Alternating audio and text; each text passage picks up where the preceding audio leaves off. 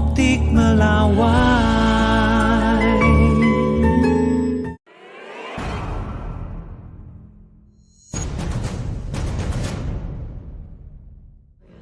Ya, kita harus pastinya punya program ya, program pembinaan yang berkesinambungan, jangka panjang, jangka pendek, dan jangka menengah kan itu harus mutlak lah. Mungkin dari zaman saya pun sama ya. Jadi mempersiapkan, dan semakin banyak atlet yang dipersiapkan akan semakin baik karena penyaringan itu akan lebih terselektif ya.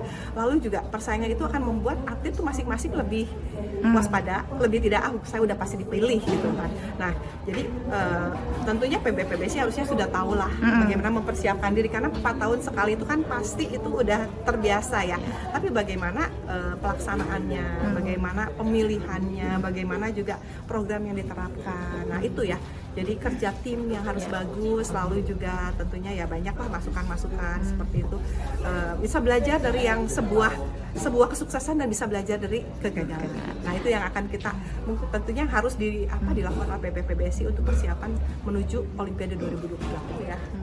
Kalau saya mungkin dan juga beberapa mungkin kakak-kakak senior dan legend-legend yang lain, kita melihatnya satu ya, kemampuan teknik ya, cara dia main. Lalu juga footwork, apakah udah betul kakinya, ini pegang raketnya udah betul, cara mainnya dia udah bagus apa belum, daya juang, bakat. Lalu juga itu loh, jiwa petarung. Nah, biasanya saya senang sekali karena saya melihat banyak sekali nih anak-anak sekarang yang saat ini tuh jiwa petarungnya luar biasa, sangat baik. Nah, itu sudah menjadi satu modal lah. Jadi pemain aja tidak cukup, tapi petarung itu yang memang kita butuhkan di dalam setiap pertandingan, apalagi pertandingan yang besar ya.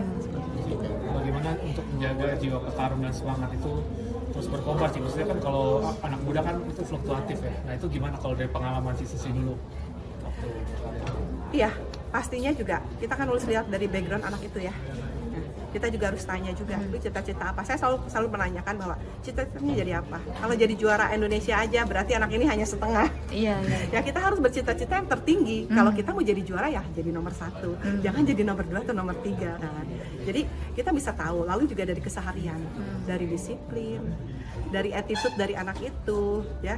Juara itu memang dilahirkan, tapi juga ada bakat bawaan juga. Kita harus melihat ke situ. Jadi dari keseharian, dari cara dia mengatasi masalah, bagaimana dia membawa diri di lapangan, bagaimana dia belajar, kan itu banyak sekali ya. Dan itu memang harus step by step. Jadi di audisi ini kita melihatnya dari yang basic dulu dari anak-anak. Nanti tugas tentu selanjutnya adalah kepada pelatih. Pelatih pun pasti akan bertahap, berkala juga kan. Karena dari step ini mungkin dari beginner, mungkin dari yang kelompok umur ini apa yang mesti dikuatin.